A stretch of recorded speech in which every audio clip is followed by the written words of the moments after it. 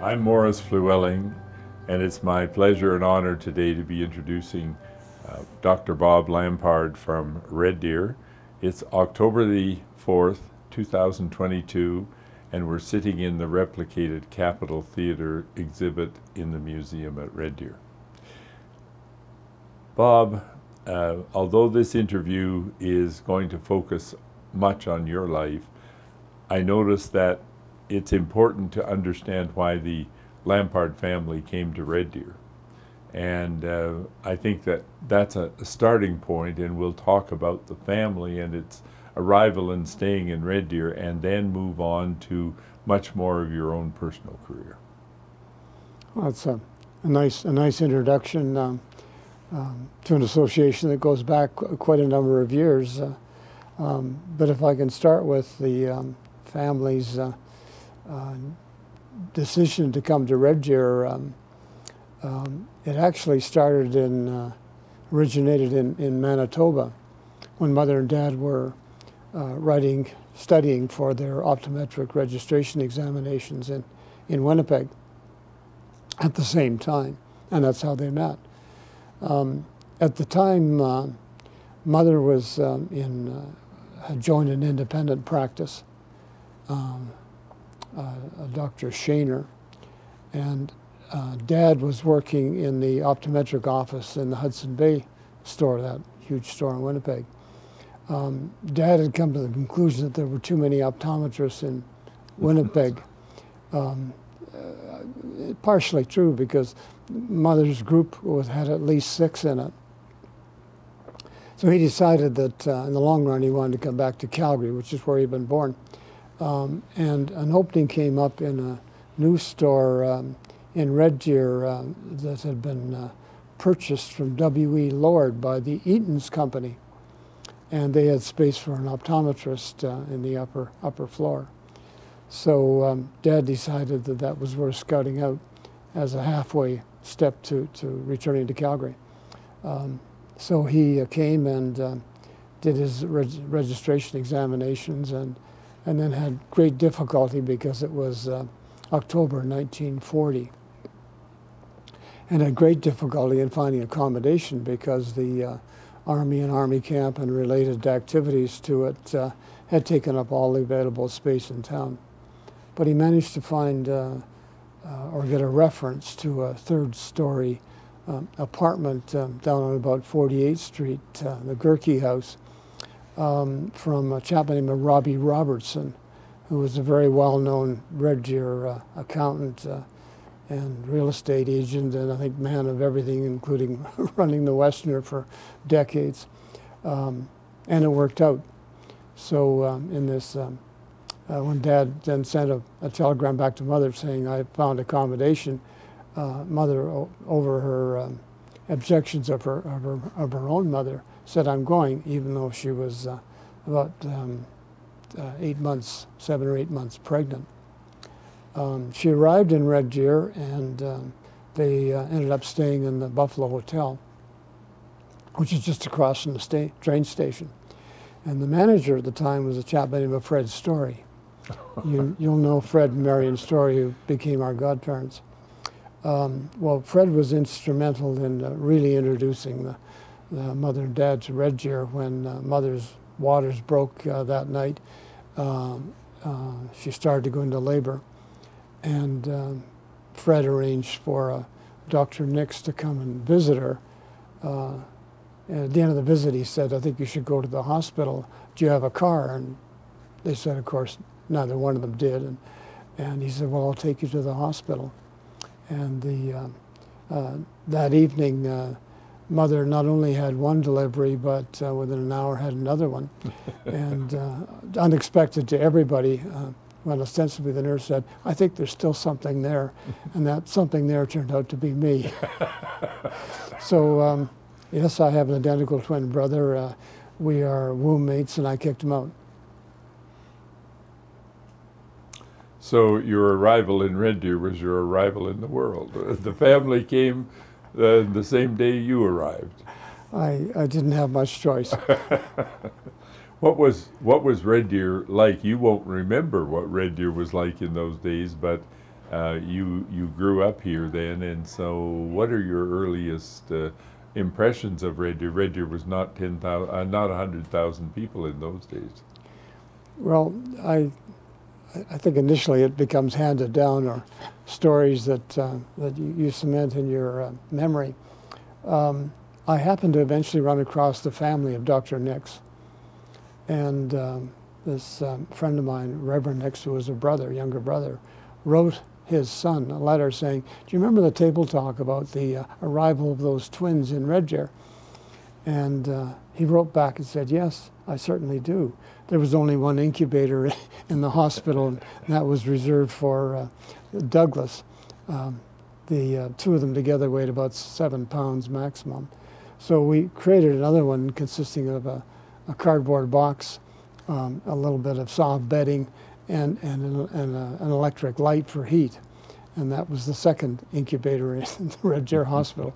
So from that perspective, it was still a pretty much a cottage hospital. I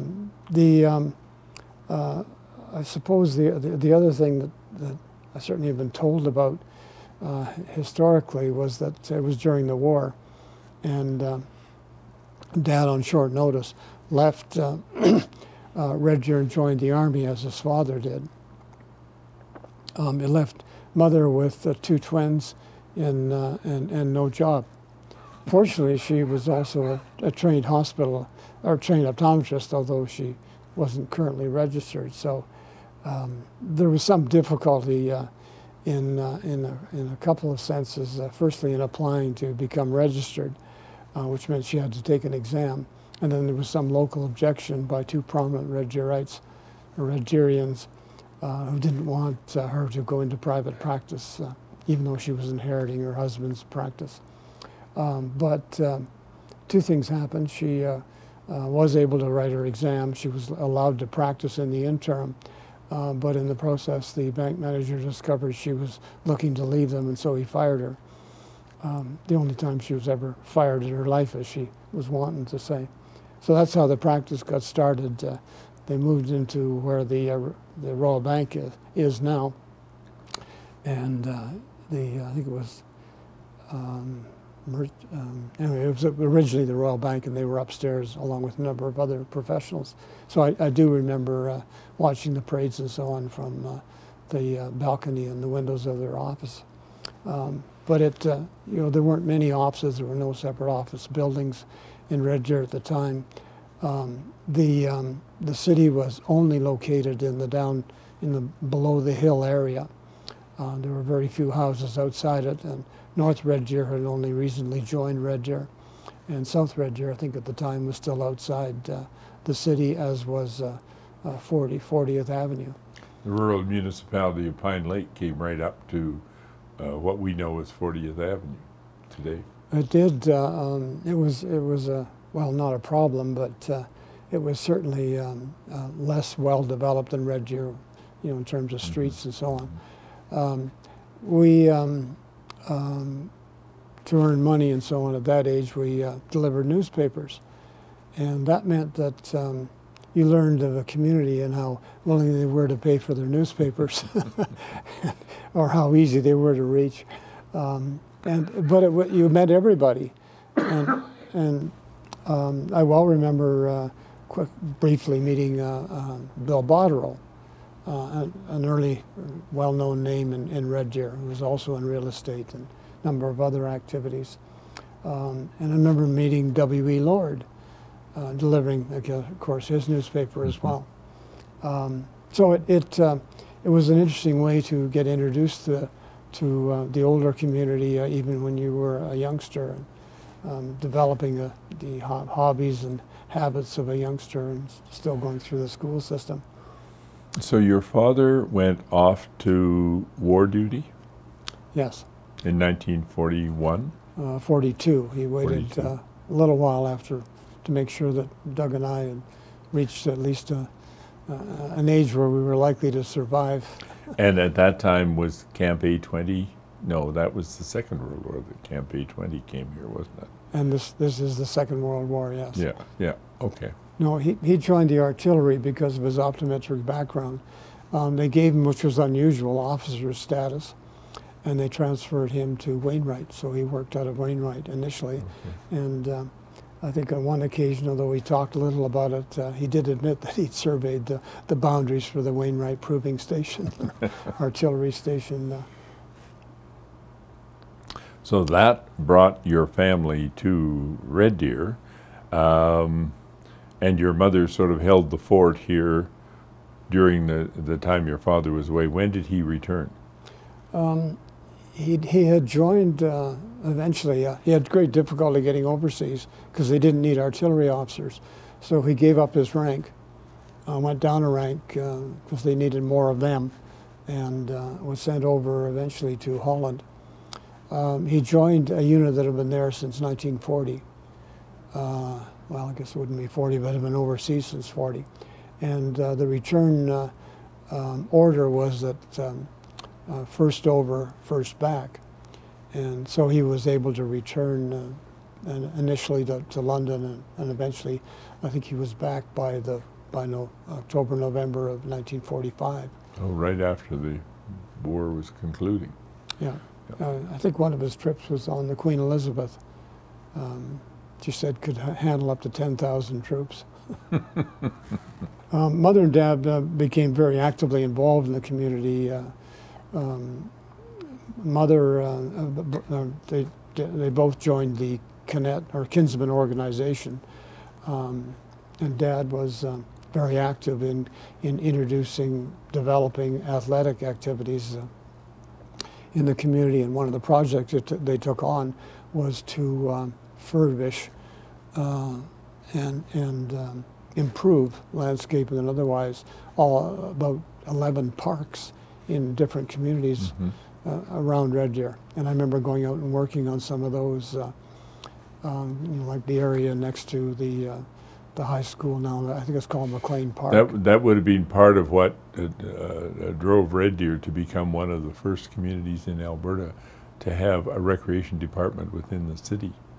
So that there was parks and recreation was a burgeoning department in the city of Red Deer, and the city of Red Deer led the province in terms of recreation departments and recreation facilities. That's very interesting because part of that process, Dad was actively involved in, and as a result, they were able to get, I think, initially a part-time recreation director, a chap named Jarvis Miller, who I think was succeeded by Don Moore. Don Moore was the first full-time municipal recreation director outside of Edmonton and Calgary.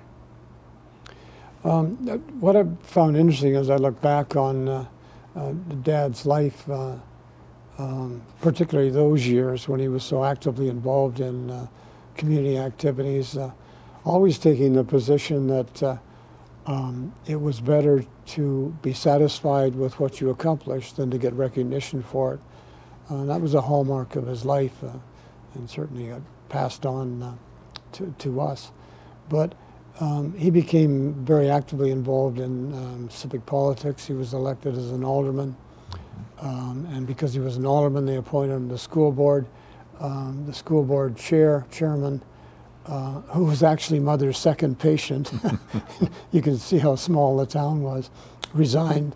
So he became the chairman and then oversaw the first major expansion of the hospital, just in time to have my brother, next brother Toby, born in it. And I can remember they wouldn't allow young children up, in terms of visiting hours. So Dad took us up the stairwell, opened the door at the top. So I remember very scared, of course, walking up those back outside stairs to the door that was open at the top so we could visit Mother. You can get away with some of that in a small community if you're. You can't get in the hospital today without a mask. Well, the COVID rules have certainly changed things. But he became actively involved in developing buildings and so on around Red Deer. the Balmoral building that he built, which, let's see if I can get this right. The Capitol Theater was on one side of this Ross Street, and the Crescent Theater was on the other, opposite each other.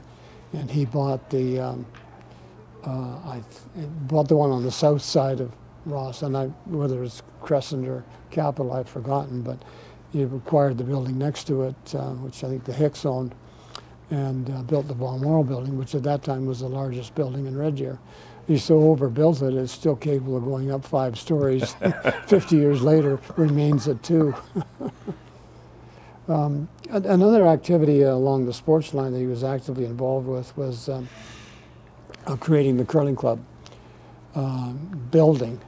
The inflation, as it occurred after World War I as well, was significant in the province. And when the city planned this combined curling rink and arena, and then got their first bids, they didn't have enough money. So they decided that they would axe off the curling rink. And Dad was in, along with Alex Sim, his investment partner, went out and they got about 150 farmers, mostly farmers, to put up $100. And that became the down payment for the curling rink. They then fed it into the artificial plant, so it had artificial ice to it. But that's what built the curling rink, which we've managed to subsequently renovate a bit, but at least it hasn't moved, and it still remains the hallmarks of the original building, and is also the oldest tenant of the city of Red Deer, going back to about 1903. And it has an interesting mural in it as well. Well, when Dad passed away in 1997, we wondered within the family how we could appropriately recognize his involvements, particularly in curling, because he loved to curl. I think he was the club champion about 1950. But he always, didn't matter whether it was 100 miles away or not, he always wanted to go to the playing of the Black Bonspiel of William McCrimmon by W.O. Mitchell. And not only was Red Deer small, so was Western Canada, as Mother dated W.O. Mitchell's younger brother, who's, I think his name is Robert, when they lived together in Weyburn, Saskatchewan. So the family would always be, or would always have to attend the latest play.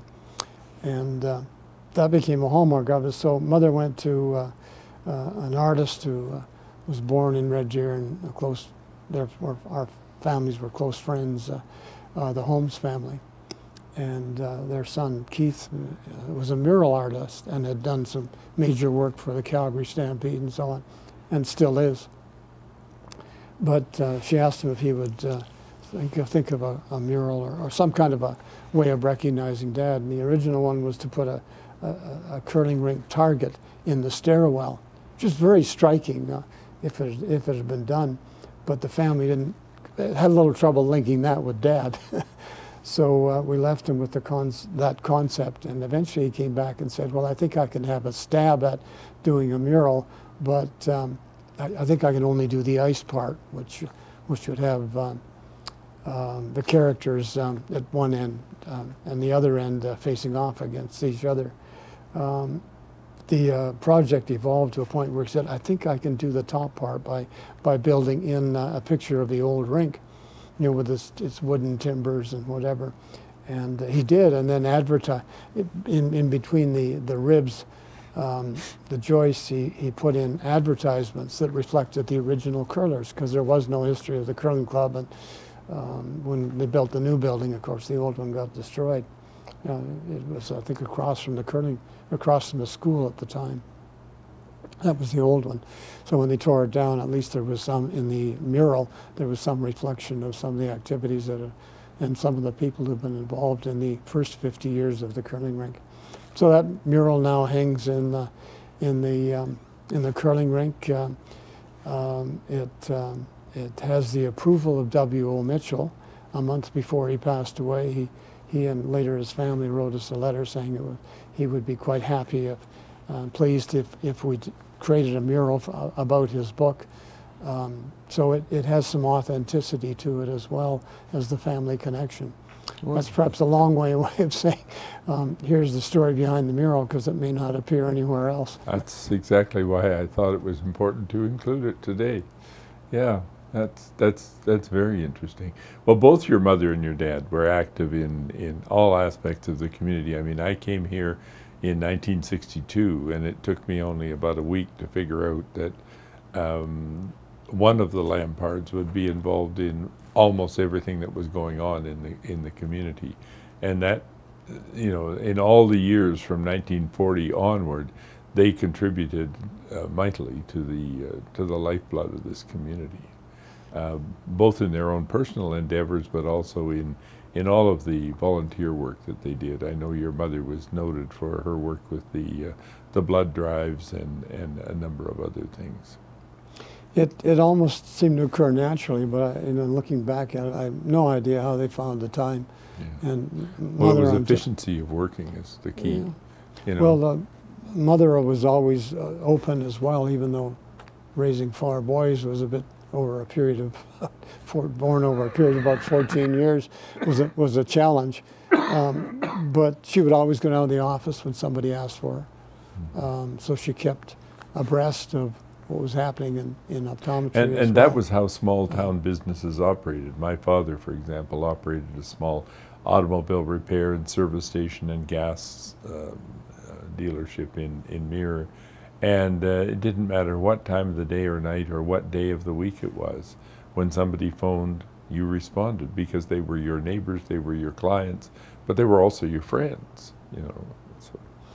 You know, the parties that we used to have in the house certainly indicated that there were a lot of friends. But the other thing that always struck me is that you didn't belong to one club in town; you belonged to 2 or 3. Yeah, and I remember Mother when the blood drives would occur or be coming up.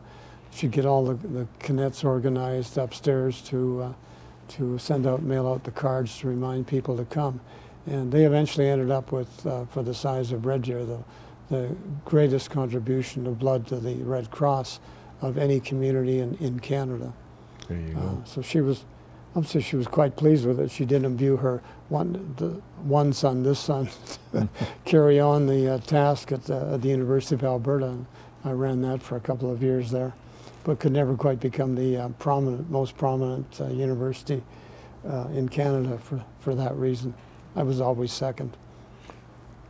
Before you got to university, you had to do your schooling in Red Deer.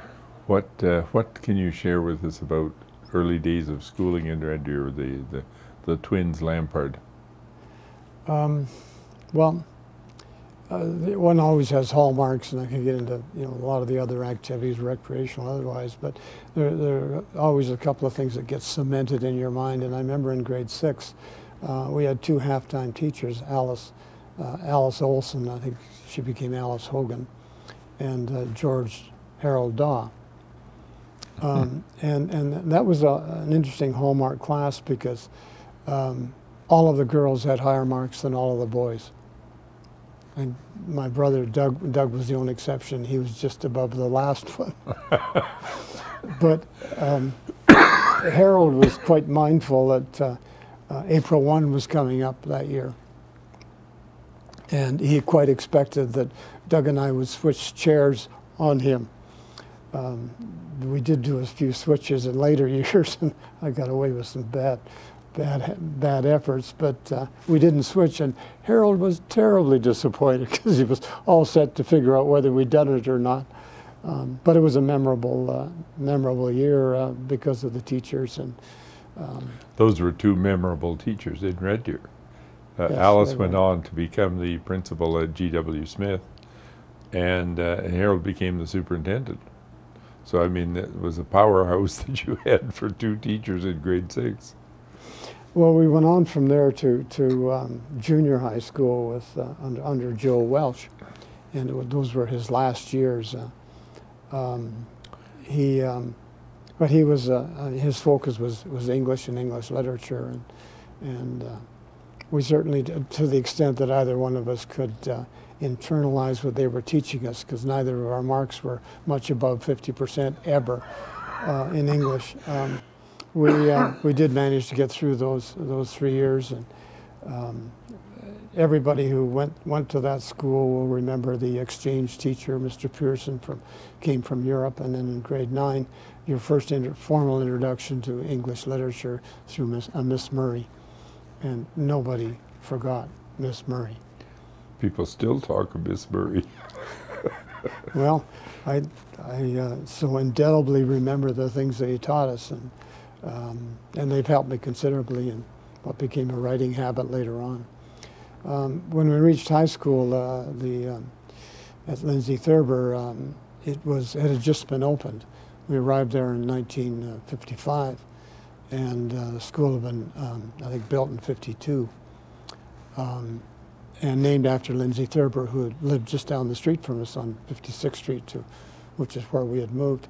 We used to steal his crab apples, but I remember him much more distinctly as in grade 5, when the inspector, as they were known, was coming to assess the quality of education we were getting.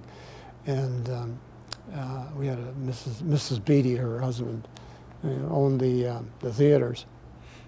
When she was subbing for the lady we were supposed to have, and she said, "No, I want the class divided into two, this half," and somehow it was the under 50% or lower than 50% marks were on one side, and the above were on the other. Mr. Thurber came in and he started asking us questions, and I'd forgotten that there was this division of the class, so I started answering them all. Eventually, I got tapped on the shoulder. Quiet boy. Yes. So that was a year after, I think another memorable school project was building a birdhouse. And I can remember Dad helping us build the birdhouse, knowing that the selector of the best one was going to be our neighbor, Carrie Wood. And so we thought, I just thought it was a pristine new model birdhouse. It was flat roofed like our house was, and had a piece of linoleum on the top and a little hole for the bird to go in. And I thought we were guaranteed of winning. Well, we came in last. It wasn't deemed to be functional and wasn't going to attract birds in Carrie Wood's mind. But the things, another thing I remember is that Mother, seeing that we were both interested in social studies, which included history at the time, arranged for me to spend evenings with Harold Daw. With his brother, Wellington Daw. So I remember going over and spending evenings with him, and one of the activities I got into later involving writing and publishing, I go back in my life to those evenings with Wellington Daw, and how from that experience I became interested in writing and publishing. But that's the kind of the first example of that I might have had that kind of interest. I could mention quickly that the Lindsay Thurber School was on the 3-semester system basis. It had been for almost 10 years. And so we organized our 3 semesters based on loading up the first semester 6 hours a day. Because that was the only time you could get physics taught to you by the principal, D.C. Dandel, because that was the only class that he was giving. So the middle year was fine, or middle semester was fine, because you just went for 4 hours. Had lunches off to study, and then you could curl every night, and we were curling about 11 games a week on the average. And then the last semester you could take avocational subjects like automotives and electricity, and when they didn't allow us to take electricity 20 in our last year in grade 12, we actually finished our grade 12 by going to school from 9 to 12, and then went out to the golf course. You mentioned that when your family came here, housing was very short during the war, and of course right after the war it was also very short. So your family managed to find refuge and move here in 1940. When did you move up onto the hill into the new house? 1947, 1948. So that was when the town began to expand up onto the escarpment. Yeah, Dad had some difficulty getting the lots, but eventually he did, and you know, actually superintended the building of the house. Had some unusual features to it and still does, including the flat roof and the angle that it's on. But it was one of the first, but it created a huge city problem because the city ran the plumbing system up to the house, which is up on the hill. And every time there was a flood and the toilets were below it, we were being blamed for causing it because we were above them and creating too much pressure in the system. That changed. Well, it only just recently part of it was corrected because the city has recently torn down a great swath of the escarpment to put in new or improved piping or something up there just below the house. Not particularly that house, but to serve that escarpment on 43rd Street. So. But you're quite right. Red Deer was just growing outside the valley. Yeah. It's hard to perceive that you could walk to work and walk to school every day because Red Deer was so small. It's interesting how you took advantage of the trimester system to have some consistent recreation thrown in. So, graduating from Lindsay Thurber High School, at that time, Lindsay Thurber School was almost entirely contained in the old A20 camp buildings. Is that correct? It had started out there. Yeah. In 1946 when, it's an interesting story about how it came about, but there was both problems and opportunities, and Lindsay Thurber took advantage of it and offered the city a high school for $1, which was consummated by taking over the parts of the army camp. And eventually they built the Lindsay Thurber School, which he would not allow to be named after him until he left. The school was not built, though, until 1950s? 51, 52. 51, 52. Okay. Yes, I remember going down to the old Army camp buildings and stuff. Charlie McCarthy and Edgar Bergen came to town. One was real, one was a ventriloquist. And it was fascinating, but you know, a lot of our entertainment in town for the Jeunesse Musicales and other, Reggie became large enough to have some of those troops come to town. But that was our entertainment, very American. But, you know, those are the choices. And speaking of entertainment and so on, and that the very buildings that we have today as we know as Festival Hall and the Memorial Center were actually carved out of World War II buildings and still exist today and are in use in the community. Yes, they've had to be restructured. And I've always found that interesting because the restructuring to preserve them, because they were never intended really to last beyond the war, was to put steel girders all the way around them. Actually, the building's actually suspended on the girders. Right. And it was that concept that Frank Holman, an architect in Red Deer, who had as a student at one time, especially when he was building schools, designing building schools for the community, whose name was Douglas Cardinal. So a lot of Douglas Cardinal's early work and pre-St. Mary's Church work was in building those schools. But Frank took that concept of putting a new suspension around the facility when he applied for rebuilding the hospital in Yellowknife. And he won and he lost. They accepted his concept, but they refused his bid. So he didn't end up as the architect, but he did design it, much like Douglas Cardinal did with the Aboriginal museum that's on the Quad in Washington, just modeled after the Museum of History in Ottawa, which he also designed. And both of those, of course, are modeled after the original one, which is the St. Mary's Church in Red Deer. Very interesting. Well, off to university.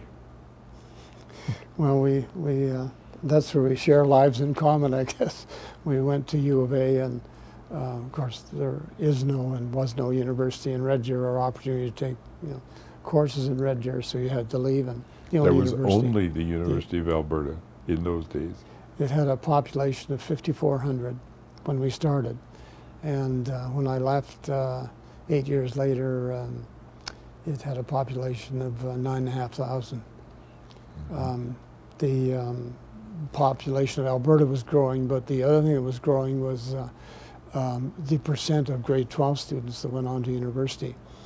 And I well remember our graduation from high school.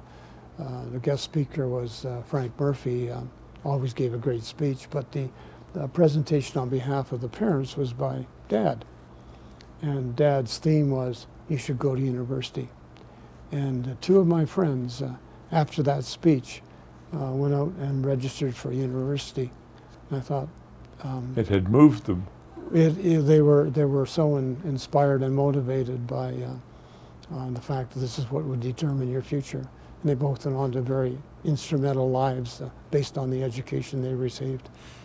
It's interesting too that following the Second World War, the federal government made it possible for returning service people to go to university, and many young men came home, men particularly in those days, came home and went to university following their war service.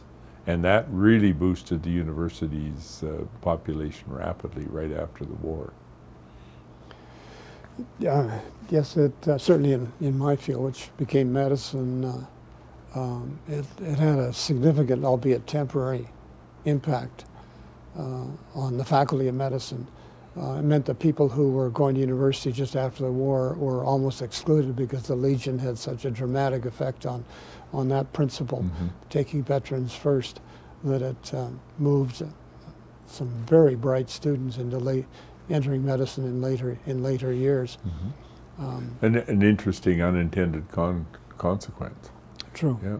And many faculties faced the same thing. Yeah. Oh. The U of A days were, as always, life influencing. Well, you and your twin brother were taking classes together, I presume. No. No. No.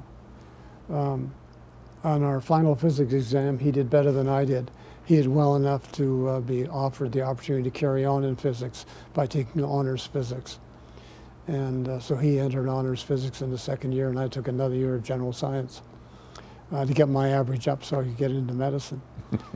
So I ended up going into medicine after 2 years of pre-med, and on the advice of our aunt, who was a professor at Dad's sister, who was a professor at the U of A in education, and had managed to organize our grade 12 exam, which is the only one we had to write, but we wrote it on a ship going down the St. Lawrence River at the same time as other students in Alberta were writing, so we couldn't cheat.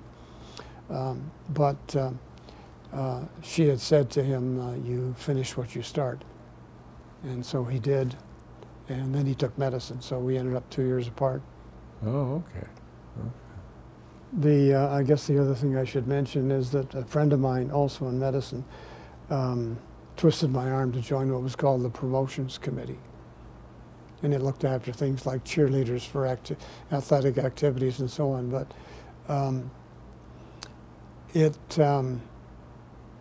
I think in my last year, my fourth year of medicine, I ended up as the chairman of it. And nobody wanted me to be the chairman because I wouldn't have any time to devote to it because I was in medicine. Well, the opposite occurred.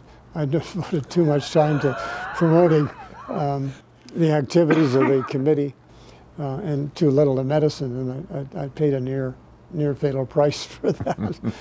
But what happened was that in our last year, my last year, there was a very good football team, which had grown up.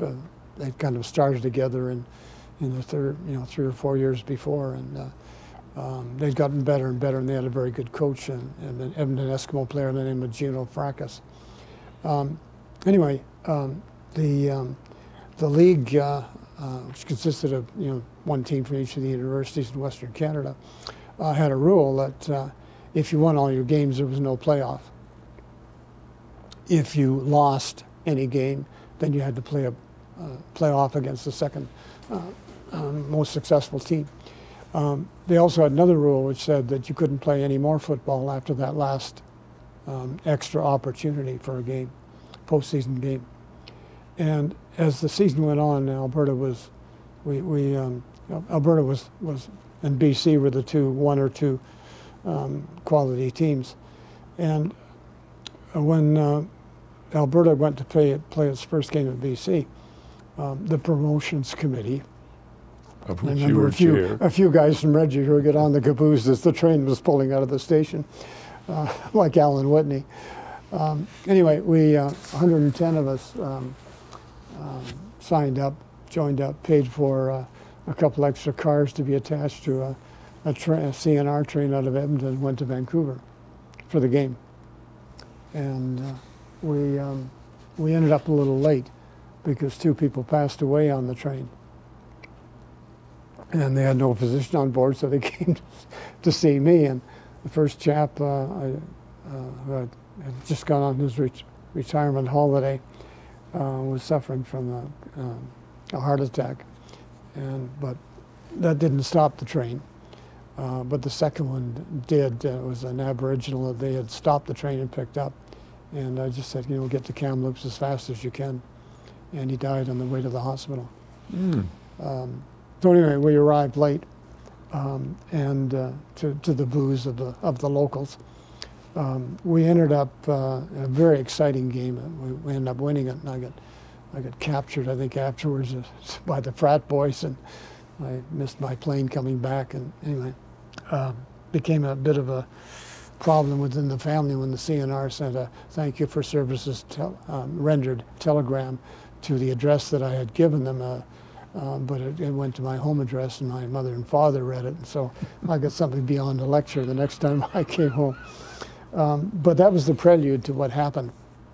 The U of A team then played BC in their final game, and I said to Gino, I made this $5 phone call to the coach of the Queen's Golden Gales, which I thought was the only other significant university football league in the country. And to my surprise, Coach Tyndall said yes, if they won all of their games too, and they had the same rules, that they would come out and they'd be willing to play the U of A team.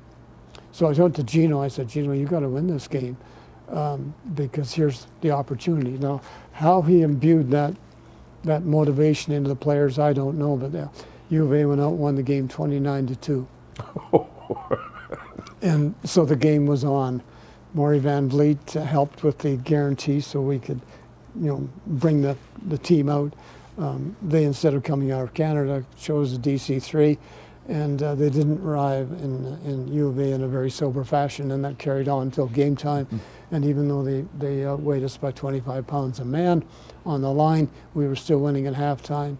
And to the amazement of everybody, we actually shut them out the rest of the game, and then held our own spontaneous removal of the goalposts at Clark Stadium, as it was known then, and then put them on a bunch of convertibles and drove down in our parade back to the university down Jasper Avenue.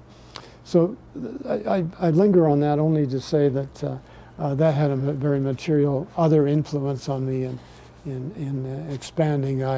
What I used to say was, you take medicine because it gives you so many options. When you graduate, you can specialize or do whatever you like with it.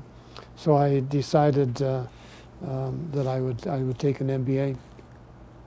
And so I didn't want to put in 4 years, but 2 was okay. So I went down to London, Ontario, and ended up taking an MBA, but all because of my U of A activities. And as we look back on how we made those important decisions in our lives, sometimes they're the result of very unexpected events. Mine was. Well, and universities were door-opening experiences for all of us who had come from smaller communities and so on. In those days, you had 5 months off in the summer. What were the summers devoted to when you were off to university? Well, you remind me of one comment about U of A. At that time, at least half of the students were from outside Edmonton. Mm-hmm. And I always felt badly for the Edmonton students because they had to go home when classes were over at 4 o'clock. And the rest of us could participate in the extracurricular activities, organize them, manage them. And yes, some Edmonton students, of course, did, but if you had no other way home, you had to leave. So I always felt that they got a different education, a less cosmopolitan or metropolitan one than we did. But that said, that was very much like Lindsay Thurber High School, which had so many, like upwards of half of its students coming from outside Red Deer. And we'd had that kind of education right from grade 10 on. So there was nothing unusual about it. It was just how could you participate and what could you do? You obliquely mentioned another aspect of the Lindsay Thurber's high school, and that was that it had the dormitories so that students from the surrounding areas could come and stay during the school week at the dormitories and then go home on the weekends possibly. Very true. In fact, Red Deer became the dormitory capital of Alberta during that period when those opportunities, especially under the semester system, allowed you to take another course, upgrade, or a course mark by coming to Red Deer. Yep. It eventually got the schooling system into at least a bi-semester system throughout the province in Red Deer, and then had to collapse from 3 down to 2 semesters. But no, Red Deer was, the educational system in Red Deer and the way it was organized were very instrumental in changing, in proving that you could make these changes, and they were not only doable, but they were and acceptable, but they were actually leading changes.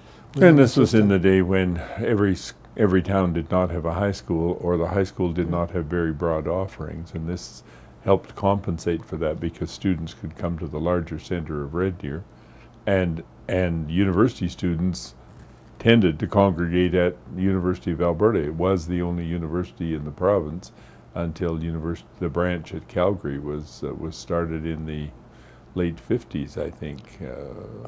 58. 58, and didn't become a full-fledged university until a decade later. So what about the summers? What did you do during the summers? I'll just add one comment that you reminded me of. We organized a New Year's Eve party one year at U of A, and the only accommodation we could find was the now abandoned grade 1 to grade 12 school just outside Edmonton. Well, that's where we went for our party. My summers were interesting in that I had joined the Air Force in the reserves, and I was very fortunate in being sent to Metz, France for my 3rd summer.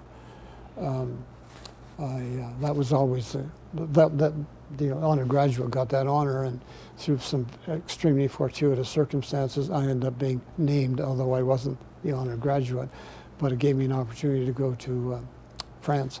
Wonderful. So I had a remarkable summer there.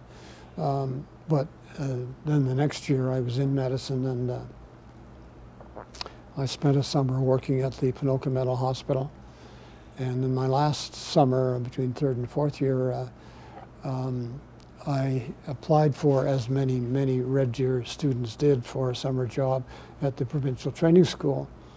And Dr. Levan saw it as an opportunity to get some more sabbatical time or free time, and if I would come and work with him during the summer as the assistant medical officer. So I came. It was a great learning experience. It actually was Dr. Moore who I had a patient problem that he came across later in that summer. It was a diarrhea. I think it was C. Heidelberg, a young student had, and I put them on a drug that I realized after a week that it had a tendency to develop complications, particularly dropping the white cell count. So I checked the student out, and the youngster out, and it was going down, so I took them off the drug. Then 2 weeks later, Dr. Moore called me and said, "How did you handle this case?" Well, I went into my last examination, which was in preventive medicine, thoroughly expecting to not pass it because the quality of the teaching we'd had, and we didn't even know what we were supposed to be examined on. And he was one of my examiners, and he started by asking me about this hypothetical case of diarrhea in a youngster, and I managed to get through that exam. Compliments of Dr. Moore, the public health officer in Red Deer, being one of my final examiners. In fact, when I got my marks that night, I got engaged. It was also working at Michener Center, which we now call Michener Center. You referred to it as the Provincial Training School because that was its name at the time, or locally known as PTS. That foreshadowed the fact that you would come back there in the latter part of your career and as the medical director. Well, when I graduated, I looked far and wide for a job, and I couldn't find one. And then on one weekend, I got two offers. One in London, Ontario, and the other from the Foothills Hospital in Calgary. And I thought about it over the weekend and very much realized that I wanted to come back to Alberta. So we did, and I was there for 13 years through a dynamic period in its life. I look back on that, and I guess three observations. One is that our budget was going up. Our expenses were going up so fast that we reached a point where we were spending every year more money than it cost to build the whole hospital. And so inflation was having a dramatic effect on healthcare, and was far in excess of the normal inflation rate, something like 11% compared to 3%, and that wasn't sustainable. Had the Foothills Hospital been built by this time, or were you working in a precursor facility? Well, it actually opened in 1966, Okay. but it only opened enough beds to reduce the waiting list, which were a huge problem in Calgary at that time. I think there were thousands of people on the waiting list. But once they were diminished, you didn't have to open more beds, and there weren't more nurses until the Foothills Hospital nursing school started graduating its own. So we didn't finish opening until 1968. Okay. Then in 1967, the government agreed to a second medical school to fund it.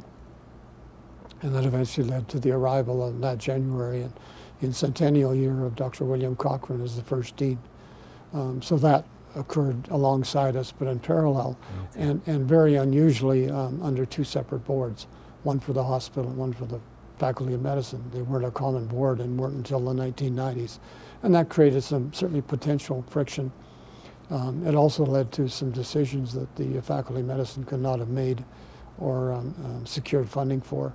And as a result, Calgary School was able to grow very rapidly. But it was an interesting, great time as we evolved it from a general hospital into a specialized hospital with a complete set of subspecialties. But it also reached a point where it was becoming more normal. One year didn't really change much into the next. And I was reaching an age when I still had this lingering thought that the medical specialty I wanted to take was ophthalmology.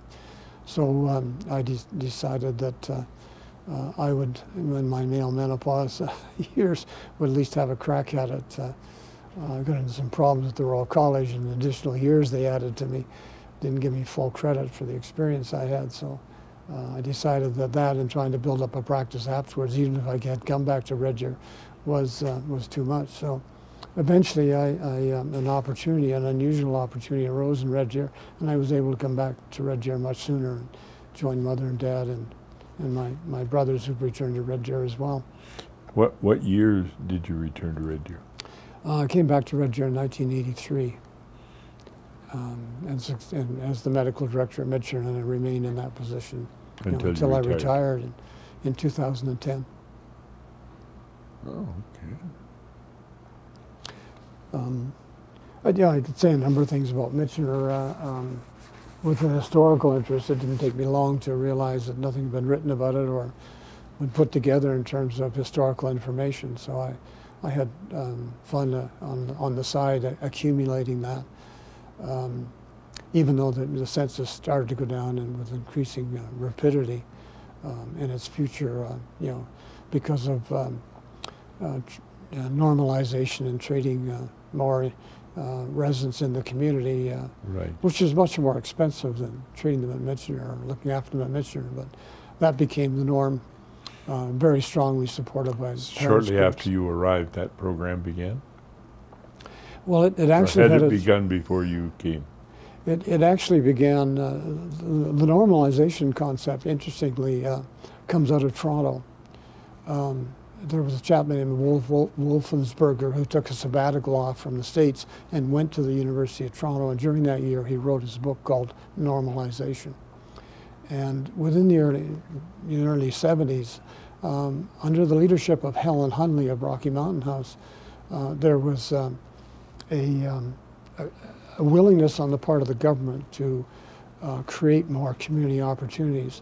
There also was the experience at Michener itself, where they attempted to buy a home and place a number of residents, higher functioning residents, in it as a kind of a halfway house. The community objected, but the next year the parents said, I think it was 1954 Foreign Parents Group, one of the earliest on the continent, said, we'll take on that challenge. And they bought the house. And it's 8 or 10 residents moved into it and did exceptionally well and were much more autonomous, freedom from their point of view, but autonomous from a management point of view. So it became a precedent for the province, because it was the first in the province. Oh, really? And that was in 1968. And so by the early 70s, with the Lougheed government in place, they were much more willing to look at that concept. And Helen Hunley specifically said, we will support it. Okay. But they didn't, it was supported in the sense that people who were born or growing up in the community were given the first opportunity to live in a group home. And it was only later that it impacted Michener by taking Michener residents and moving them to the community. But that certainly, when I arrived in 1983, was, I think, the combined population of Deerholm and the PDS, was, the maximum was it was over 2,000. It was still 1,500, even though they'd opened the Cormac Center in Edmonton and transferred a couple of hundred patients there, or residents there. But it was starting to downside, but not excessively. The public guardian system that the government introduced to appoint an independent guardian where there wasn't a family or a family willing to carry on guardianship and make those decisions, that system certainly accelerated the discharge of residents from Michener. But that said, the quality of care at Michener was such that it has lasted longer than any other similar facility in Canada, and still exists, has about 120 residents, but still exists. But that was because of the quality of care that was provided. So there's a couple of historical reflections on the PDS, come Alberta School Hospital, come the Michener Centre. I think the spin-off from that was another parents' initiative to build a curling rink on the site, which is only the second in Red Deer, and then obtained government approval to build the Roland Michener Recreation Center in the mid-70s, and that's been a boon to everybody. As Michener population has gone down or it's aged, the community population has increased and has used it more and more. And now it's basically a community facility, but that's how it came to Red Deer. And Red Deer was so advantaged by having it. In the 70s, when our children were young, Michener was the pool that we went to, and at that time it was very heavily publicly used and very heavily used by the residents at Michener as well. Yeah. No, and as I look back to the documentation of that time, it was just such a delight to see Roland Michener, so proud of it, to have his name attached to it. He would come out for any major occasions. The last time, one of the last times he came, in recognition or to acknowledge it, we put on the Roland Michener Games. And Roland Michener, as you know, was very actively involved in athletics, and particularly tennis. One of the activities was a 10K marathon. And I was still in reasonable shape, having been on the cross-country team at the U of A. Actually, having started out my experiences in Red Deer running up and down Michener Hill. But I went into it, and I came out third in my age group. Certainly the fastest I've ever run 10K. I don't know what really motivated me, but certainly seeing having Roland Michener's name attached to it was an incentive. And I remember meeting him and getting congratulated actually outside the Lindsay Thurber School, which is where the celebrations were held. Anyway, just a side story, but with a Red Deer connection.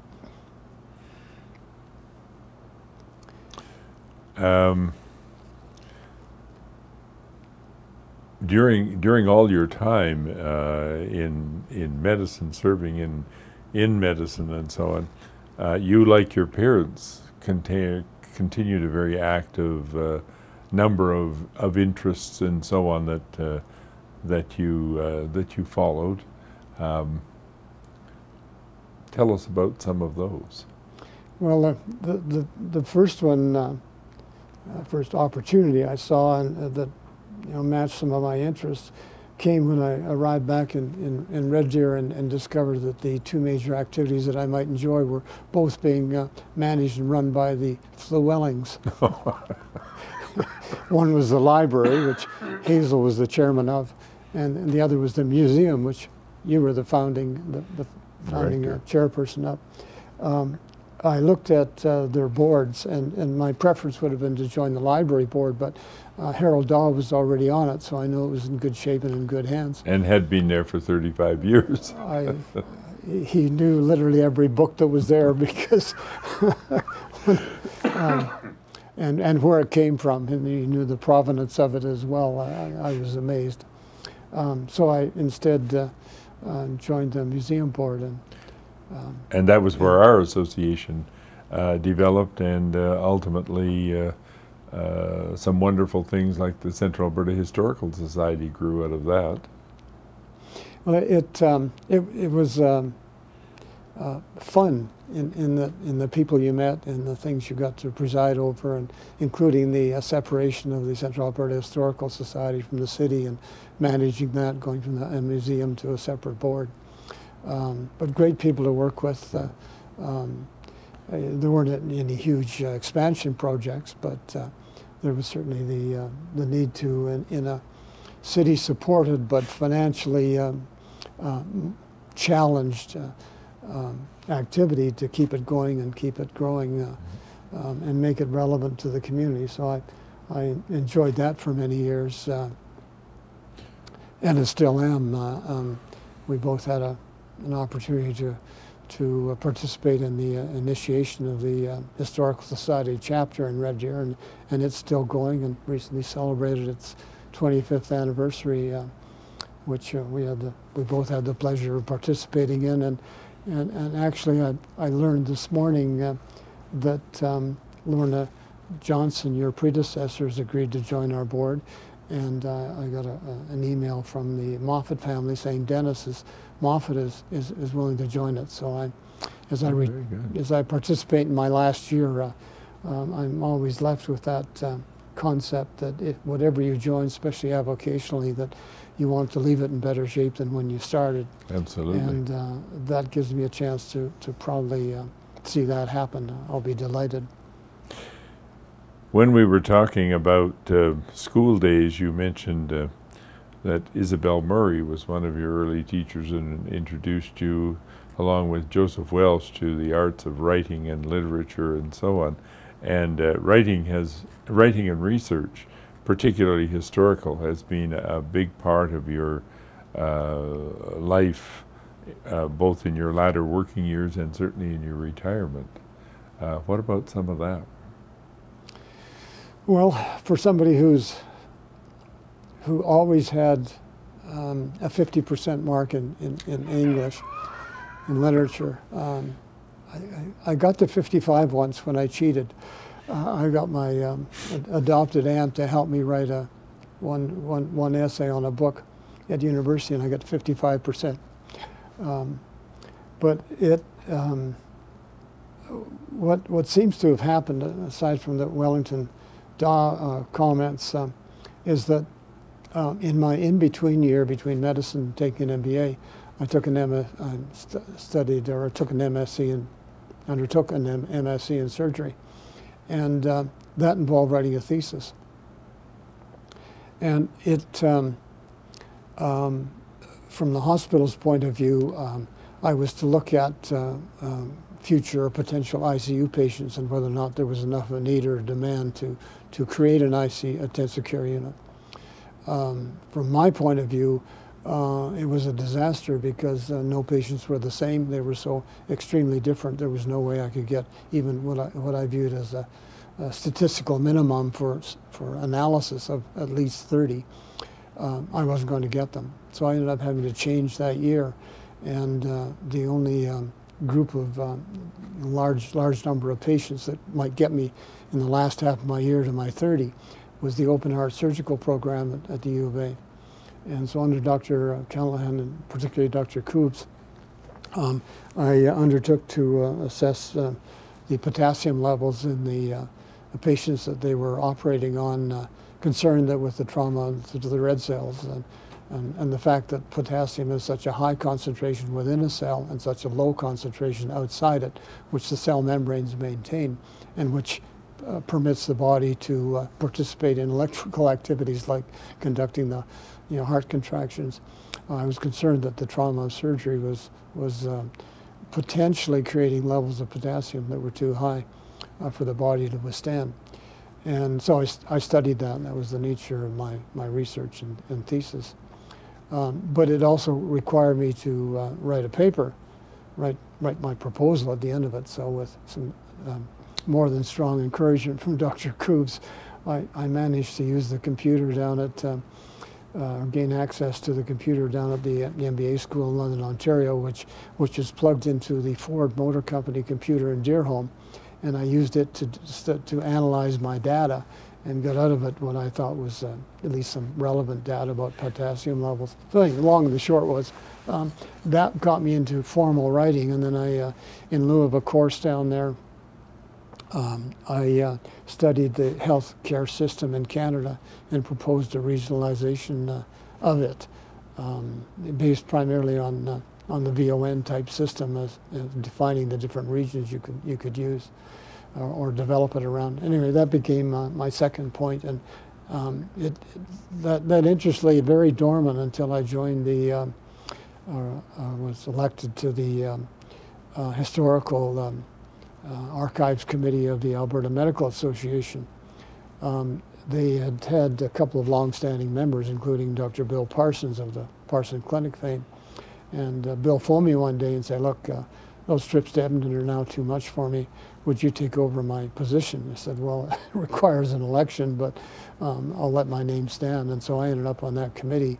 And they eventually turned around and beside being elected, the originator of, because they reincorporated as a foundation when they were given earned an over $300,000 donation from a physician who passed away but left this money to the AMA to determine how they wish to use it.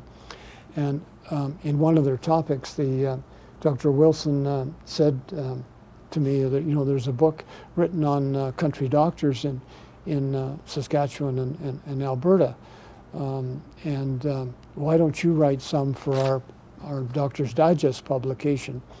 And I said, well, that wasn't really what I planned to do or was willing to or thought I had the competence to do.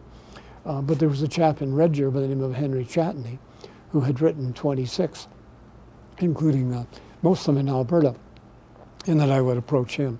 And he agreed to write a series of 10 or 11 short articles for the Doctor's Digest on early physicians. Well, the first one came back on a lady by the name of Dr. Mary Percy Jackson. And Dr. Jackson had practiced her life in Keg River and northwestern Alberta. And there'd been a book written on her, which basically was her dictating the book to a writer. But he'd met her and had summarized the book and included it in his list of 26. So he wrote this one-pager for me and sent it back to me. And I thought, I wonder if she's still alive. And so I phoned information to see if I could get a number in the Keg River, and they gave me a number. I said, oh, that's interesting, that must be the kids. I phoned the number, and there was a lady on the other end. I said, I'm looking for Dr. Mary Percy Jackson. She said, yes, that's me. And so we had a great chat, at which the end of it was she said she would quite happily edit what Henry had written. It came back, every line changed, corrected. And she said, oh, Henri. Mm-hmm. Yeah, he was so enjoyable, but he did miss a few things.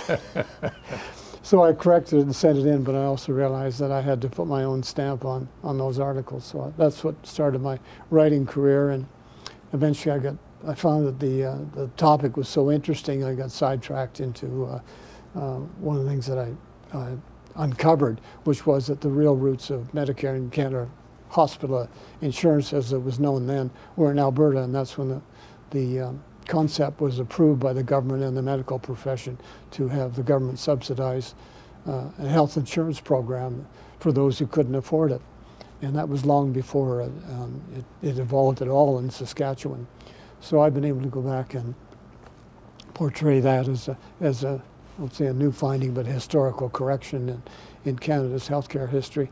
And we're still working on it because so many of the prominent people had such an influence on healthcare and medicine in Canada that there are things like the new cancer building they're building in Calgary. I would love to see named after one of the chaps involved in that program, Dr. McEachran, who founded the Canadian Cancer Society.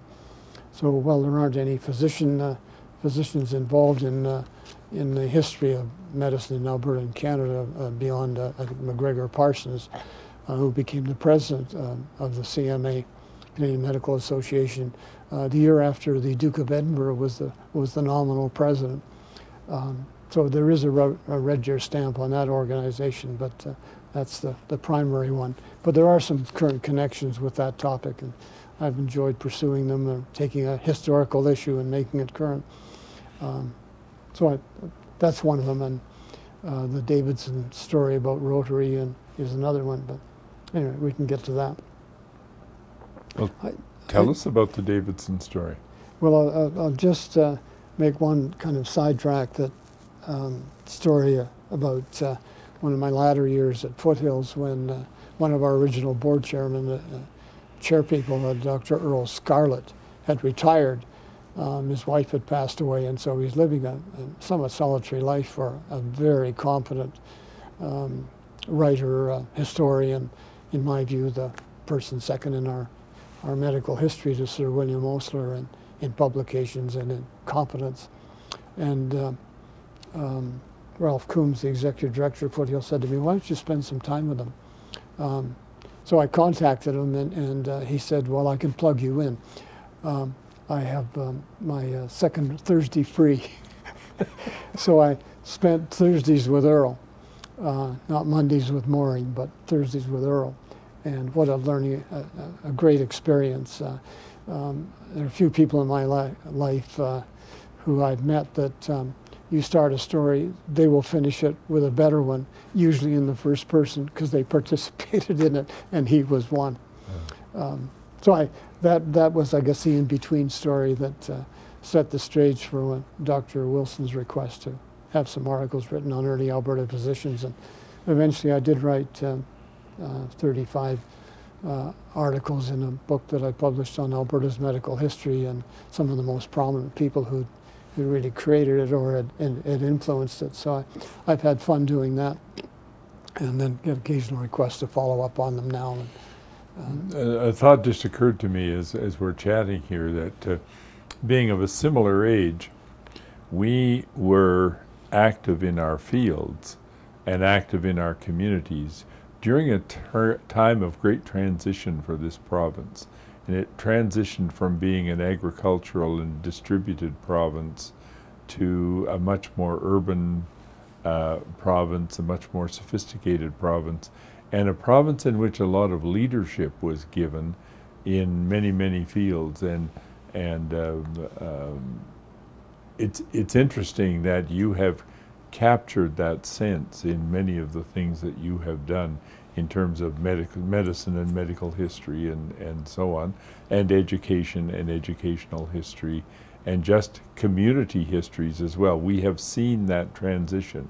We have now changed the face of the communities from being small communities where everybody knew everybody else to communities where there's much more personal isolation and much more structure and bureaucratic inertia that prevents things from happening. Whereas years ago, you talked to somebody who could move the mountains just simply by the fact that that's what their job was to do, and if they chose to do it, they could. And I think that we will never see this like again, because our communities are now so large and we are now so concentrated in the urban setting that that it's difficult to make initiatives now.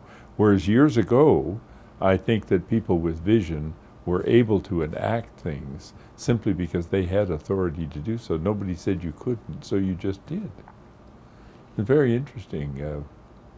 I'm thinking of so many advances that we've talked about in our interview this morning, and of other advances in our community of Alberta, where Red Deer led, or where Alberta led, and I can't help but think of things like the Persons case, for example, where 5 Alberta women changed the constitutional structure of the country.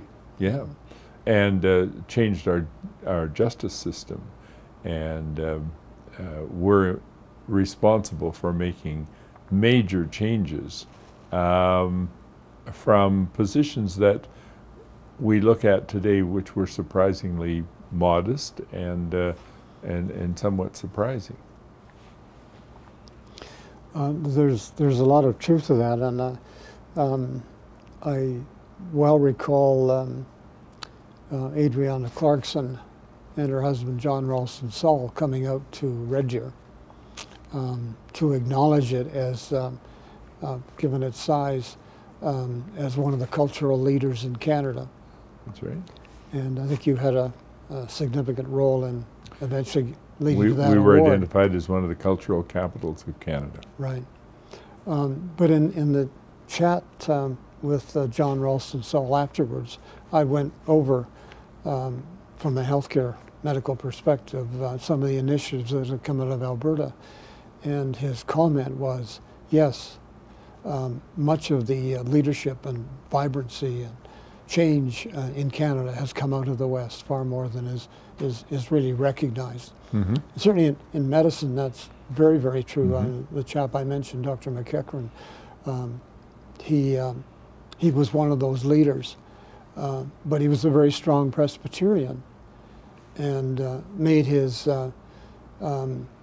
minister agree that at his funeral there would be no memorial service and no recognition of what he had done, even though he was the second recipient of the Star Award, which is the highest award you can get in medicine, after Banting Best, Colin, and McLeod, or I don't think McLeod was included, but the first 3 received it for the first time in 1935. And then it was never awarded until after the war. And I thought, there's a person that I know nothing about except his name is McEachran and he's from Calgary.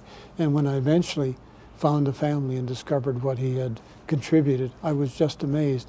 But his Presbyterian background was such that he wanted no recognition. He was Mm-hmm. just satisfied with what he had contributed. Mm-hmm. and the people he'd been able to work with who'd helped him make those contributions. And in some ways that's, I won't say been a hallmark, still a hallmark, but certainly was a hallmark then of Albertans, that they felt privileged to be able to make those changes, mm-hmm. being a much smaller contributor to and population-wise a participant in Canada. I suppose the one thing I haven't mentioned, though, is another avocational interest that I picked up, climbing mountains. And I mention it because it's had such a material effect on me. I won't say disappointed, but I was never able to find many people in Red Deer who had that common interest. It's like history, at least there are a few, but in climbing there were even fewer. So the activity, which started off when Dad reformed the scouting movement in Red Deer after the war. Mother became the secretary of it, but Dad was trying to rebuild it so that by the time Doug and I reached that age, there was a group that we could join. But one of these summer trips that he organized, aside from the major one, which sent 5 of us down to the World Jamboree and to meet Lady Baden-Powell and other senior scouting people at Niagara on the Lake in 1955, but and fundraising by acquiring liquor bottles and filling up our basement with a aroma that lasted till the next annual bottle drive. But he took us out in to I think the first year was out to see how far you could get on the road, which wasn't then built, to the Saskatchewan crossing, past Nordegg. But the next year he took us to Banff, and one of the activities was to see if we could climb Mount Rundle. And we got halfway up, and it was pretty clear that half were interested in going further, and the other half were very interested in returning. So we divided up what little food we have, and Gordon McKee took, the Ted Mearses and Jack Tuburns and stuff back down. And the rest of us, I think 5 of us, made it to the top. And I so remember the view from the top and the satisfaction of having done that. Except that I thought I was in good shape, but there were 2 guys who beat me, Larry Mullen and Mac McPhee. Both much better shape than I am, but at our reunions, I think I've caught up to them a little bit. But it started me off on an interesting life of looking at the world through the mountain ranges and the peaks that you could climb relatively easily. And so I've had a delightful experience in going around and doing that, but I haven't really been able to share it with too many because there aren't many people in Red Deer, although I see a few articles about people climbing Kilimanjaro. And I think our family eventually doing it 10 years after I'd done the first descent, doing it too. But it's fascinating to view the world from this landlocked perspective of Alberta, but from the peaks that allow you to look down on other parts of it. And so that's been a fascinating part of my life. You lived among prairie folk, but you loved to climb the mountains. Well, it reminds me of an adopted uncle who joined the Navy during the war and said, the Navy was composed of people who'd never seen the ocean. They paid for it in their first voyage. Yes, but it's interesting that if you don't have something, you sometimes tend to want it more. And the delight about Red Deer is that living as we do on the divide just east of 5 miles east of town, you can see the mountains, and they're so obvious on a clear day, and they're so inviting. And you can actually see Mount Davidson that I uncovered. And that brings us back to the Davidson story, well, which we diverted from earlier. Yes. The Davidson story has its roots in 1998. When I'd been given this empty file as the Downtown Rotary Club of Red Deer's historian. And it was at least 5 years old and was empty. So the 75th anniversary of the club was coming up, and they asked me what we should do. I said, well, put on a celebratory dinner. Well, what do we do at the dinner for fun? I said, well, that's easy. Just celebrate the arrival of the Calgarians who founded the club, chartered the club. their just redo their arrival in Red Deer for their semi-annual or periodic parties. And they would meet with the club in the Buffalo Hotel, which is, of course, just across from the CPR station. And then when the party got a little threadbare and there were just the stalwarts left, they would retire to the CPR superintendent's personal private rail car, which is sitting on the siding just across the street. And they would continue through the evening and through the night. I said, well, that's easy. Just take three of our most humorous members, Ray Dunham and Glenn LeBuc, and I think there were a couple of others, and just set them down and pretend that they've just arrived from Calgary, and it was the highlight of the evening. But in reading the first history of the club written by Harold Snell, who went on eventually to become the district governor, he had a little phrase in there when he talked about the guest speaker for their charter night speaking on brotherhood. And that he was a member of the Calgary Club, and his name was Jim Davidson, but that he went on to form clubs in Asia. And I thought, how unusual for a Calgarian. Anyway, that got me interested in who was Jim Davidson. So I did my best, and usually I found that if you have a question you want answered, a historical question that you need some information on, you can usually in 2 or 3 phone calls be reaching the person or the next generation to tell you about it. I couldn't. One of the few times I couldn't. But eventually through the assistance of particularly a Monty Audenard, who I think had he not passed away from cancer he was in the Red Deer East Club, and he would have become the president of Rotary International. Although this year the president is the first female president, and it's a lady by the name of Jennifer Jones. And she and I put together a history of Rotary in Canada for the Montreal Convention in 2010. And she's a close friend of the Audenards as well. Unfortunately, Monty passed away, but while he was the district chair, I asked him this question. You know, I discovered that the family moved to Vancouver in 1932, 31, because of Jim Davidson's health. Is there any way you can see if there's anybody knows anything about the Davidsons? Because I would think he would have carried on in Rotary when he moved.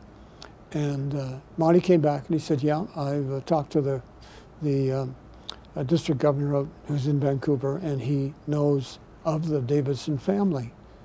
And one of them had been president of a Tawasin club, and the other would become the president. The grandchild level would become the president of the Tawasin club, and here was the introduction. So I phoned the number that they gave me, and I reached Don Abramson, who's Jim Davidson's grandson. And he said, "You don't want to talk to me, you want to talk to my mother." And I said, "Your mother?" And he said, "Yes." I said, "But your mother was on that 1928 to 1931 chartering trip that the Davidsons went on and formed, chartered 23 new Rotary clubs in 12 different countries. Their famous trip that made Rotary International and completed the string of clubs around the world. She's still alive?" He said, "Yes." "Here's her number." So I phoned her.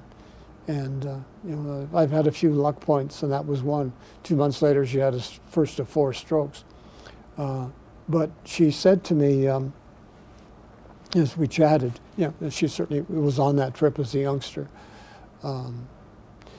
She said to me, when we talked about the remaining archives that the family had, because by then I learned that, and would eventually learn that their quality of collecting was so exceptional, and they had the funding to back it up, that they had donated to, I think it's either 6 or 7 different museums around the world. But they had material left, but the only material that they had left, or she had left, was the Rotary material. I said, "Oh, I wonder where that's going." And she said, "Well, obviously an astute answer." She said, it will go to the place that puts on a permanent display that recognizes my father. And I thought, that doesn't sound like an impossible task. So eventually, 2 years later, I get out to meet the family. And by this time, Marjorie had passed away. And so I met Leslie and Don Abramson. And I had 2 breakfasts with them. And as I was leaving, Leslie said to me, you know, there was a mountain named after him. I said, oh? She said, yes. But I'd like a picture of it if I could, so I could give it to my husband for Christmas. This was in October. And I said, well, I'll find it for you. And so when I came back, that was the challenge. And I went through my Alpine collection, which is fairly extensive. Like I have complete copies of the 4 major Alpine journals in the world back to 1860. So it's not an inconsequential collection. I could find nothing on Mount Davidson in Alberta. I say in Alberta because I contacted the Geographic Names Board in Edmonton and then in Ottawa. And eventually they came back to me and said, there's 3 Mount Davidsons in Canada, and they're all in BC. I said, that doesn't really fit. So anyway, that's as far as I got until Don Smith, the professor of history at the U of C, sent me, he'd been researching the Lougheed building in Calgary. Mm-hmm. And Davidson had an office there, so did Rotary. And he had a student go through all the Calgary Heralds and Albertans, and they had found this 1 column inch comment in the Herald that a mountain was going to be named after him. And that the proponents for it were the Rotary Club and the Alberta Motor Association, which he made the motion to form in 1927. You know, just one of his side interests. But somebody had written on that little note, clipped it and written the date on it. And it was March 1934. And so I had a date because the communication back from Ottawa was, unless you can help us refine the date, we can't do anything with it. I sent it back to them, and within 2 hours, I had an email back from Ottawa saying, thank you for finding our error. And we have immediately put the name on the mountain, on the mountain and on the maps. And I got that email, and I was terribly discouraged that they hadn't talked to me about it beforehand, because I wanted to postpone that. I wanted to make sure it happened, but I wanted to postpone it until next summer so I could get a first ascent with the new name. And but they'd already put it up, and I thought, this is a challenge. But at least they kept the name. So then I wrote them back and said, how'd you make your mistake? Would you send me the minutes of the meetings? Because it involved 2 meetings of the Geographic Names Board. And they had accepted about 15 names in one. And only if you went to the minute after that, was there any reference to this carried on question, would they name something after Davidson? And in that paragraph, they accepted it. But they disconnected the naming of the mountains, accepted the 15 and forgot the 1. And so, hence the comments. So the challenge was on. So I went and I spent that spring checking out whether this was possible and how you did it and how you get in there. And eventually took some great pictures of it. We actually climbed it a month ahead of time to make sure nobody beat us. And then I took 24 Rotarians at the top, some by helicopter, some by climbing, and some by and one person who didn't make it got on the next helicopter and went down. It was a challenge because the helicopter, that was as high as the helicopter could fly.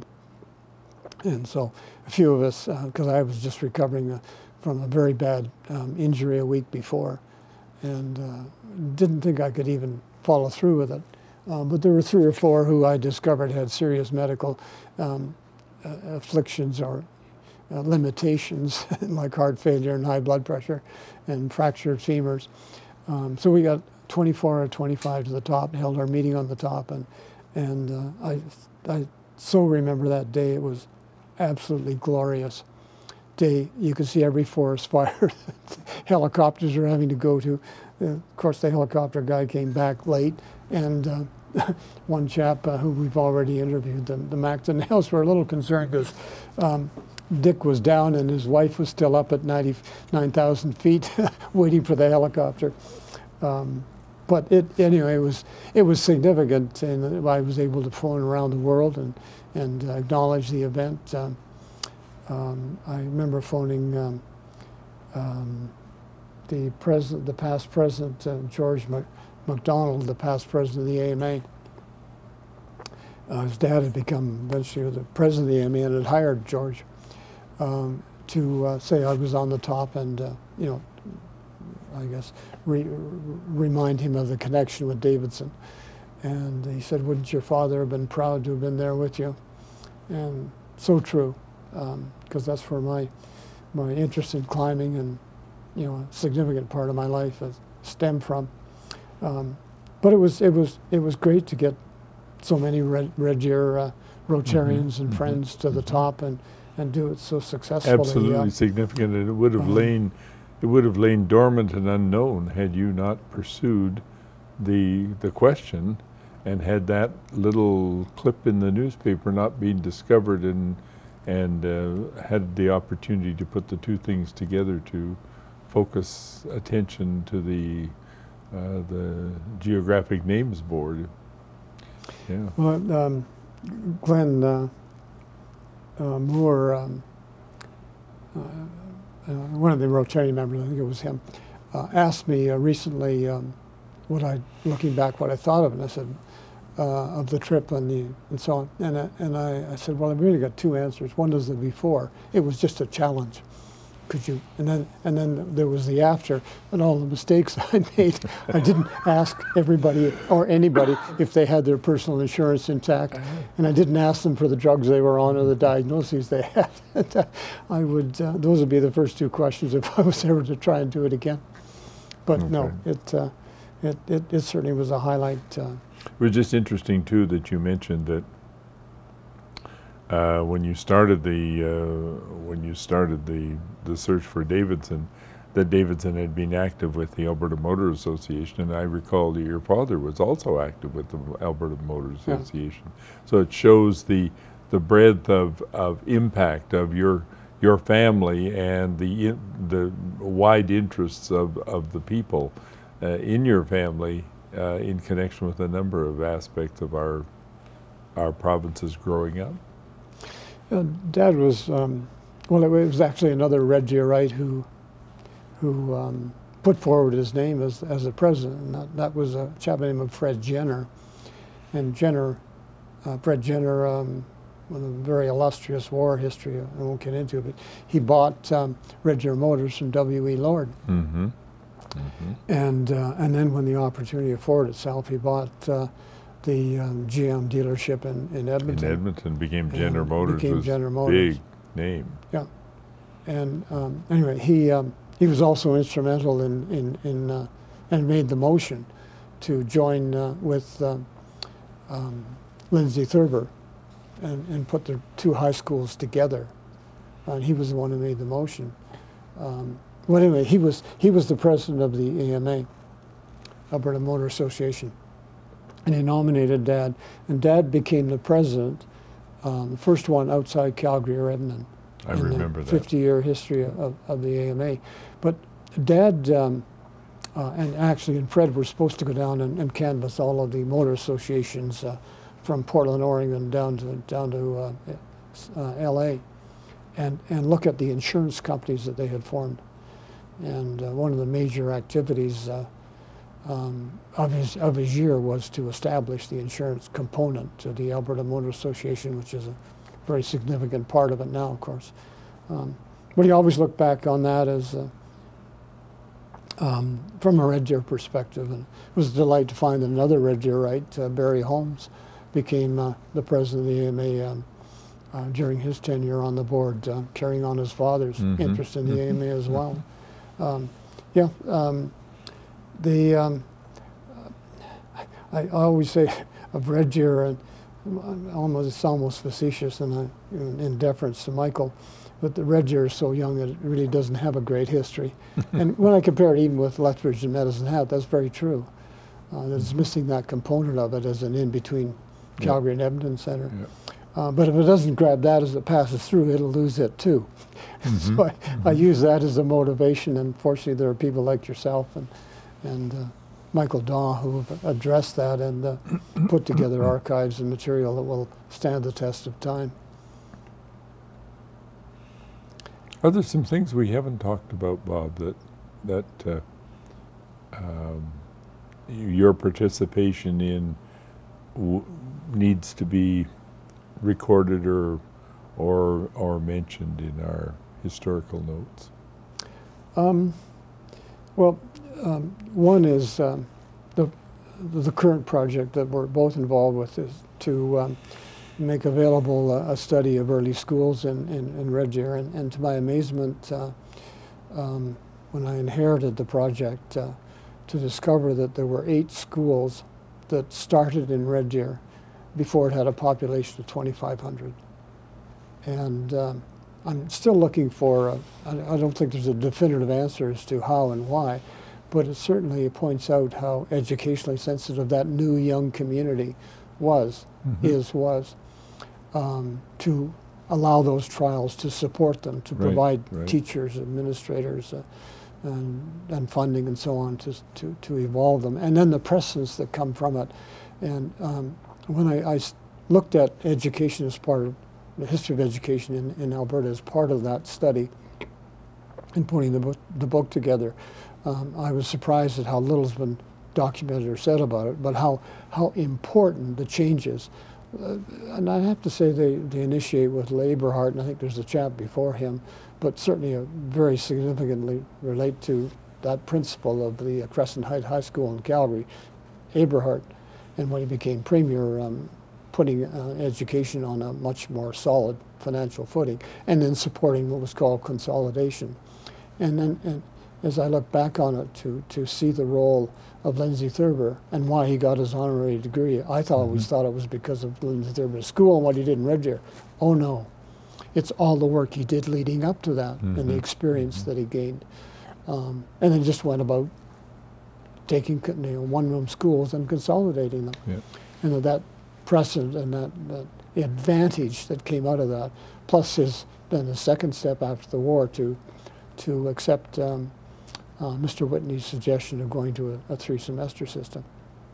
But the contribution of Red Deer is so significant in that field. But like we said before, there's so much happiness and accomplishment and forgetfulness of sharing it that I uncovered when we researched the book, and then you made that significant contribution to it. So I think that's one story that comes out of it, is I look for Red Deer-related activities and stories and accomplishments and contributions. I suppose the other one is a more personal one, and that is that being a twin, and I remember our phys ed teacher gave us, I think it was in grade 5, the challenge of writing a story in twins, how they affect your life. And I failed the exam. I failed the report. So I look back on it, it's just been an interesting lifelong question. But because we were half a curling team and so enjoyed curling, I eventually, on a flight down to Toronto, was able to discover that one of my friends, a physician friend and also a curler, came down every year, and that also happened to be the time of the Ontario Medical Bond Spill. So I said, well, look, why don't we bring our team down? We'll play in it. They need to, we need to cross-fertilize this sport. And so we started what became a 15-year annual trek down to Ontario. We won the trophy so often that they retired. That's my perspective. But just another subtlety that came to mind as we were on traveling Ontario last week. We went to a place called Trenton, and I mean, known for a bunch of other things, but after our skip event, unfortunately passed away of malignant melanoma, but I would visit this Bert Fallow, this plastic surgeon who, together with whom we had started this team effort. And I said, you know, there's some way we need to recognize Bob in some fashion. Bob Wintermute, our skip. And he said, well, they don't have a trophy like we have out west, which acknowledges not the person who won the Bonspiel, but the one who put it together. And that's a great idea. So we collected money amongst the team, and we made this offer to the Ontario. It's organized by the Ontario Medical Association, but it's called the Ontario Medical Bonspiel, so they allow outside physicians. And I said, we'd like to donate a trophy that would be granted, you know, like the Wheaton Trophy is in out west, to the person who's put this together. And the irony was, so they accepted it. And so I sent them a copy of the book that I'd written on the on our team, and particularly our adventures down to Ontario every year, which became, I mean, more fun for us, I guess, than the people we managed to defeat. But it certainly gendered competition. I can't say that medicine is about competition. Certainly at the academic level, there's a lot of it. But anyway, they did accept our offer. They bought the trophy, and they give it out every year. So I happened to think, well, I wonder if it's still going, like the Bonspiel and the presentation. They said, oh yes, it still is. We give it out every year. And I said, well, I hope you let whoever receives it read the book about our successes over the years and all the bad jokes we told. But who won it this year? And they said, well, they named a team from Trenton. And I said, well, that's the ladies' team. He said, yeah. But she has organized, even though they don't hold it in Trenton, she's organized. It was the latest organizer, and they've given her the award this year. And I said, how wonderful, because there's only one thing she would have enjoyed more, and that was beating us. The last time we played each other, she managed to. There was a smirk. There was a smile that a ladies' team could beat these hot shots from the West. So is that from a personal point of view, it certainly was an enjoyable evolution of an avocational interest. Anyway, that's, I guess, a side story that had a bit of currency as we drove through Trenton. You mentioned earlier on that, of course, you were a twin. My father was a twin. My father was born in 1914, and he and his twin brother, their combined weights were 17 pounds. And when you told me that the combined weight of you two, you and Doug, was what? 7. 7. We went down to less than that. Yeah, my dad and his twin brother were 17 pounds, and their mother was 45 years old when she had them. A medical miracle. Absolutely, and the fact that, I mean, were they identical or fraternal? Identical twins. Really? Yeah. Because identical twins are only 1/4 the number of fraternal twins, but although drugs have changed that ratio too. But they were so identical that most people in the community couldn't tell them apart. Well, that. From a voice perspective, that's certainly true of Doug and I. You can't tell us apart. I was able to arrange dates for him with people he wouldn't normally have arranged dates with. All I need to know was 3 things he talked about the night before. But that's most unusual because it requires the placenta to have looked after, however it was set up, to look after 2 bodies through the 9 months, and that's, I won't say an exception, but that certainly doesn't occur all that commonly. Well, my grandparents were living in Mirror at the time, and my grandmother was a family friend of Dr. Anderson, who was the medical chief at the Royal Alec Hospital at the time. And he contacted her and he said, you will have those babies in my hospital and I will deliver them. Because in Mirror, that would never have happened. They had no hospital, no nothing. So she went to Edmonton and had the babies in the Royal Alec Hospital in 1914. I hate to add to that story, but I'm delighted to. I used to curl lead for Dr. Anderson when I was an intern, and they have what they call a coconut trophy for the physician's team that loses the most games in the year because he won't be a skip the next year, and he didn't want to get the coconut trophy. So he phoned me 2 months ahead of time, see if I'd play lead for him. I don't know what he did with his normal lead, but we always had delightful times, and we did manage to win the important game. But that wasn't the essence of the important part of the story. The Anderson family are the only family in Alberta's medical history who's have 3 consecutive generations of presidents of the AMA. Oh, really? And Walter Anderson was a roommate of Bill Parsons when they took their medical training in Toronto, and was quite willing to tell stories about Bill that Bill certainly wouldn't have told.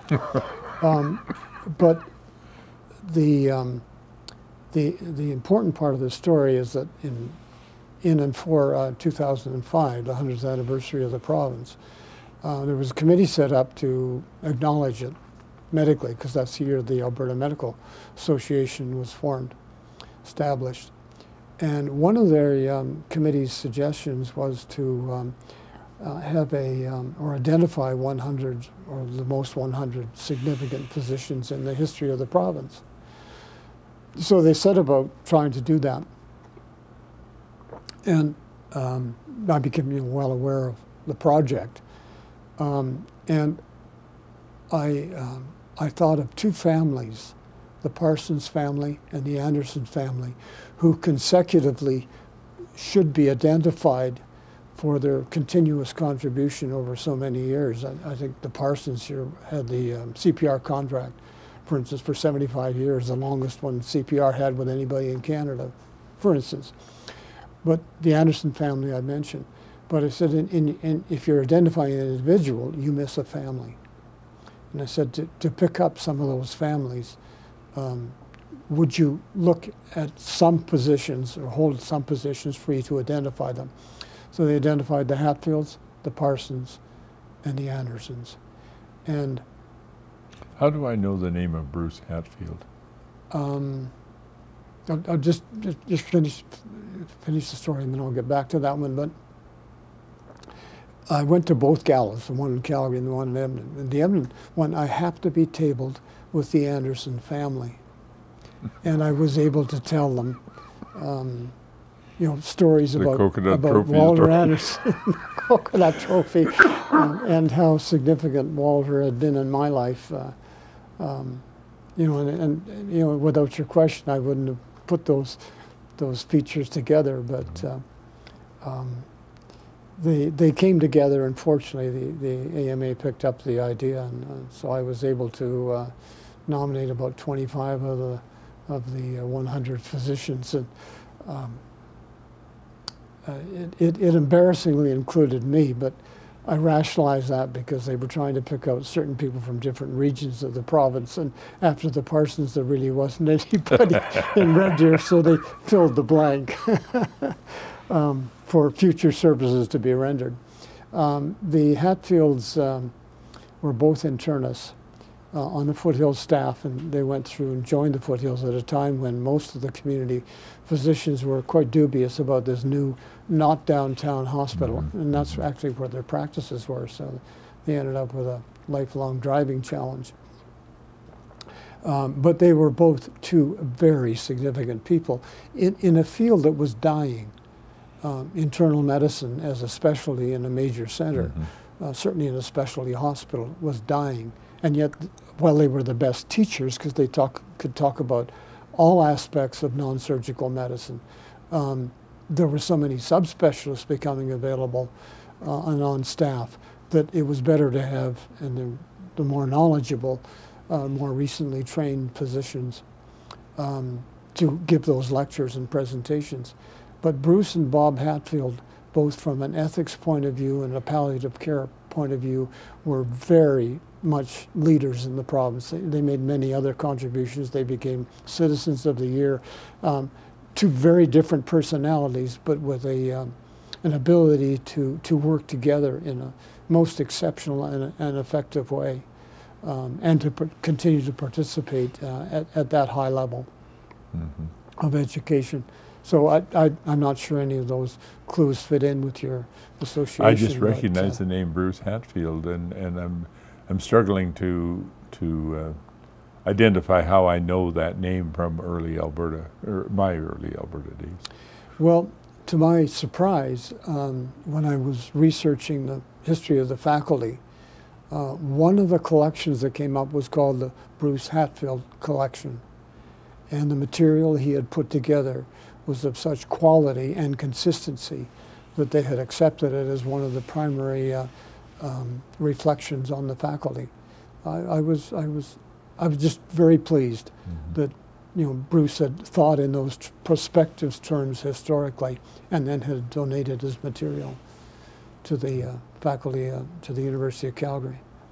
I don't know if that's the connection, but I'll have to ponder it a while. It'll come eventually. So, are there any other things that we should talk about before we wrap up? I know we could go on all afternoon. I agree. I will just, I guess, reinforce and restate one of my opening comments, that when I came to Red Deer and looked at what avocational opportunities there might be, that I joined the museum and was able to have so many pleasant years working with you, and of course they're still as enjoyable as ever. Well, I could certainly echo the same sentiments, and I'm glad that you decided to choose the historical over the library. Because that did put us together to work on some very significant projects, and to congratulate you on the many significant research works and publications that you have either done single-handedly or at least engineered or initiated from the background. So I think that there's a huge volume of our history that has been recorded and reported thanks to you, and again you're still active in doing it now, and I suspect will occupy your attention for many years to come. So it's been a pleasure chatting with you again this morning, and as always, and I hope we've captured some of the essence of what drives you to do this, and that we were comprehensive in what we did. So thank you very much. Well, I'm delighted to end on that as the second last note. It's been a great pleasure to meet or re-meet, to talk with long-standing citizens of Red Deer in this oral history fashion. But I have said to a number of people now, and now I get to say it to you, and that is that I hope that with Hazel's help, that you'll be able to finish this project in terms of writing your own history, because of all the people I've met, certainly the couple, as well as the individual family that comes to mind that's worthy of a book is the Llewellyngs. Thank you. Well, we will. Writing may not be the way it gets done. It may get done orally and then transcribed into writing, but certainly we all have wonderful, significant stories. Those of us who grew up in this time that I referenced earlier in the interview, that time in which Alberta grew from sort of rural and country and unsophisticated through all of that change that occurred following the Second World War, so abruptly with the discovery of oil and the more sophisticated living and moving into the 60s and the 70s, that were brought great changes here. And so there's wonderful stories that have come out of that will not ever be repeated in our history. So important that we capture that. So thank you very much, Bob. My pleasure.